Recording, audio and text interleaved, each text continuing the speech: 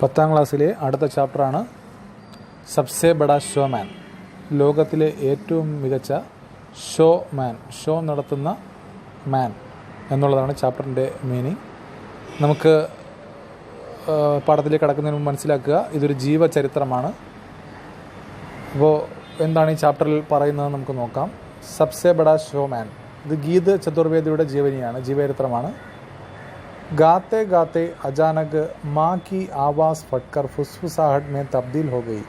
പാടി പാടി പെട്ടെന്ന് തൊണ്ടയിടറി അമ്മയുടെ ശബ്ദം ഒരു അടക്കം പറയുന്നതിലേക്ക് മാറി.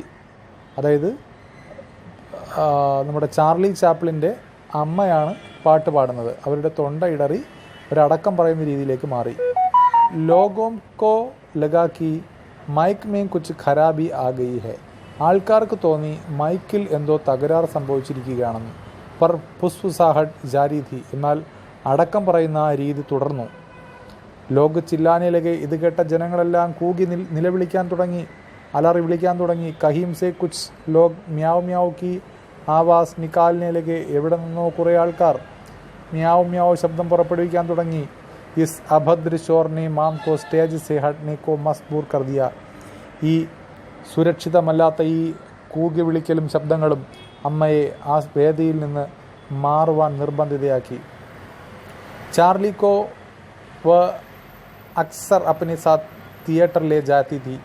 മിക്കവാറും ചാർലി ചാപ്പിളിനെ ഇതുപോലെയുള്ള ഷോയ്ക്ക് അമ്മ തൻ്റെ കൂടെ കൊണ്ടുപോകുമായിരുന്നു. ഉസ് ദിൻ ഫി പർദെ പീച്ചെ ഖടാ വ ആവാസ് കെ തമാശെ കോ ദേഖ് രഹാ ഥാ. ആ ദിവസവും തിരശീലയ്ക്ക് പിന്നിൽ അല്ലെങ്കിൽ കർട്ടന് പിന്നിൽ നിന്ന് ചാർലി ഈ ശബ്ദം ഇടറിയപ്പോൾ ഉണ്ടായ ഈ സംഭവങ്ങളെല്ലാം കാണുന്നുണ്ടായിരുന്നു. മാം ഔർ മാനേജർ മേ ബഹസ് ഹോത്തെ ദേഖ് വഹാം ഗയ. അമ്മയും മാനേജറും തമ്മിൽ ഇതിനെ ചൊല്ലി വഴക്കായി. ഇത് വഴക്ക് മൂർച്ഛിച്ചപ്പോൾ ചാർലിയും അങ്ങോട്ട് ചെന്നു. മാനേജറിനെ ചാർലി കോ മാ കെ കുച്ച് ദോസ്തോം കെ സാമനെ അഭിനയ കർത്തെ ദേഖാ ഥാ. മാനേജർ ഇതിനു മുമ്പ് തന്നെ ചാർലി അമ്മയുടെ കുറച്ച് കൂട്ടുകാരുടെ മുമ്പേ ചാർലി ഓരോ കാര്യങ്ങളൊക്കെ അവതരിപ്പിക്കുന്നത് അഭിനയിക്കുന്നതൊക്കെ കണ്ടിട്ടുണ്ട്. അവർ വഹൂസെ സ്റ്റേജ് പർ ഭേജനയ്ക്ക് ജിദ് കർണേ ലഗ. ഉടൻ തന്നെ മാനേജർ ചാർലിയെ സ്റ്റേജിലേക്ക് അയക്കാനായിട്ട് ശാഠ്യം പിടിച്ചു. മാ ഡർ ഗയി, അമ്മയാകെ ഭയന്നു. 5 സാൽ കാ ബച്ച ഇസ് അഭദ്ര ഭീഡ് കോ ഛേൽ പായക. കേവലം 5 വയസ്സ് മാത്രം പ്രായമുള്ള ഒരു കൊച്ചുകുട്ടി ഇത്രയും ശക്തമായ ഒരു ജനക്കൂട്ടത്തെ അഭിമുഖീകരിക്കാൻ അവന് കഴിയുമോ എന്നോർത്ത് അമ്മ ഭയന്നു. ബഹുത് മുബാഹിസാക്കെ ബാദ് അന്തതഹ ചാർലി കോ സ്റ്റേജ് പർ ലേ ഗയ. വളരെയധികം നിർബന്ധിച്ചതിൻ്റെ ഭാഗമായി അവസാനം ചാർലിക്ക് സ്റ്റേജിലേക്ക്, അതായത് മാനേജർ നിർബന്ധിച്ചു, അതിൻ്റെ ഭാഗമായിട്ട് അവസാനം ചാർലിക്ക് ആ സ്റ്റേജിലേക്ക് കയറേണ്ടതായിട്ട് വന്നു. Our Bachao K Cooch ശബ്ദ് കഹ് ഉസെ Akela ചോടാ ആയ. എന്നിട്ട് അവിടെ നിന്ന് രക്ഷപ്പെടാനുള്ള കുറച്ച് നമ്പേഴ്സും കുറേ കാര്യങ്ങളൊക്കെ പറഞ്ഞു കൊടുത്തിട്ട് അവനെ ഒറ്റയ്ക്ക് സ്റ്റേജിൽ തന്നെ നിർത്തിയിട്ട് അമ്മ തിരിച്ചു പോന്നു. ധുയേം കെ ഉടുത്തെ ഹുയെ ഛല്ലോം കെ ബീച്ച് ചാർലിനെ മഷ്ഹൂർ ഗീത് ജാക്ക് ജോൺസ് ഗാന ശുരു കിയ. ആ ധുവാം എന്ന് വെച്ചാൽ പുക ഉയർന്നു പൊങ്ങുന്ന പുക വലയങ്ങൾ, അതിനിടയിൽ ചാർലി വളരെ ഫേമസ് ആയിട്ടുള്ള ജാക്ക് ജോൺസിൻ്റെ ഒരു പാട്ട് പാടി. कुछ देर तक ऑर्केस्ट्रा वाले उसकी आवाज़ में उस गाने की धुन तलाशते रहे. കുറേ നേരം ഓർക്കസ്ട്ര, അതായത് സംഗീതം മീട്ടുന്ന ആൾക്കാരെല്ലാവരും ചാർലിയുടെ സോങ്ങിനൊപ്പം ട്യൂൺ കണ്ടെത്താൻ വളരെയധികം ബുദ്ധിമുട്ടി. അവർ ജയ്സെ ഹി മിലി ഗാന സജന ലഗ. എങ്ങനെയൊക്കെയോ അവർ ആ താളം കണ്ടെത്തി ആ നല്ല സോങ് നല്ല സൂപ്പറായിട്ട് മുന്നോട്ട് പോകാൻ തുടങ്ങി. गाना भी आधा ही हुआ था कि സ്റ്റേജ് पर पैसों की बौछार शुरू हो गई. ചാർലി പാടി ഏകദേശം പകുതി ആയതേ ഉള്ളൂ. ഉടൻ തന്നെ സ്റ്റേജിലേക്ക് ഇഷ്ടംപോലെ പൈസ വന്ന് വീഴാൻ തുടങ്ങി. കാര്യം, ഒരു കൊച്ചുകുട്ടിയുടെ പെർഫോമൻസ് കണ്ട് ഇഷ്ടപ്പെട്ട ആൾക്കാർ ഒരുപാട് പൈസ ആ വേദിയിലേക്ക് നൽകാൻ തുടങ്ങി. ചാർലിനെ ഗാന രോക് ദിയ അവർ ഘോഷണാക്കി. ചാർലി ഉടൻ തന്നെ പാട്ട് നിർത്തി. എന്നിട്ട് അനൗൺസ് ചെയ്തു, कि पहले मैं ये पैसे बटोरूँगा. ആദ്യം ഞാൻ ഈ പണം എല്ലാം കളക്ട് ചെയ്യും. और उसके बाद ही ഗാവുങ്ക. നിങ്ങൾ എനിക്ക് തന്ന ഈ പൈസ എല്ലാം, ഈ വേദിയിലേക്ക് ഇറങ്ങിയ ഈ പൈസ എല്ലാം ഞാൻ കളക്ട് ചെയ്യും, അതിന് ശേഷമേ ഞാനിനി പാടൂ. ഇസ് ബാത് നെ ഹാൾ കോ ഹാസി കർമേ തബ്ദീൽ കർ ദിയ.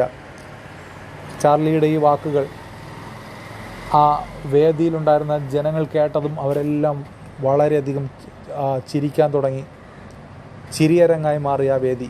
तब तक मैनेजर एक रूमाल लेकर आया और पैसे बटोरने लगा. അപ്പോഴേക്കും മാനേജർ ഒരു തൂവാലയുമായിട്ട് കടന്നു വന്നു. എന്നിട്ട് ആ പൈസയെല്ലാം മാനേജർ പെറുക്കിയെടുക്കാൻ തുടങ്ങി.